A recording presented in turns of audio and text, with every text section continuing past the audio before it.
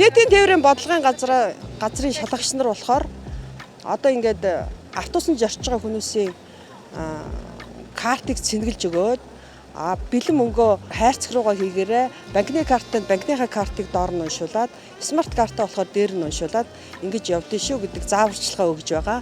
За та бүхний минь 1000 төгрөг болохоор нийтийн тээвэртэй хувь нэмэр том хувь нэмэр оруулж байгаа гэсэн үг шүү. Тийм учраас хайрцаг руу бүрэн мөнгөө хийгээ явж байгаараа зарим нь 300 төгрөг 200 төгрөг хийгээ явж байгаа үзэгдэл байдаг.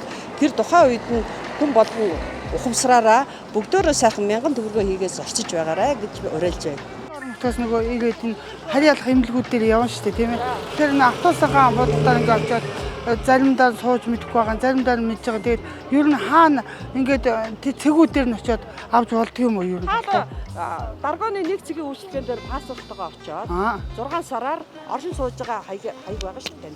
Тий. Тэр хаягаа аваад очиход танд 6 сараар автобусанд үнэгүй явах тийм үнэлэх өгнө. Хөгжлийн бэрхшээлтэй өндөр настай хоёрыг ялгаа байна. Ялгаа байхгүй. Адилхан үнэгүй зорчих хэрэгтэй. Би тэрийг л асуух. За. Ойлгосон.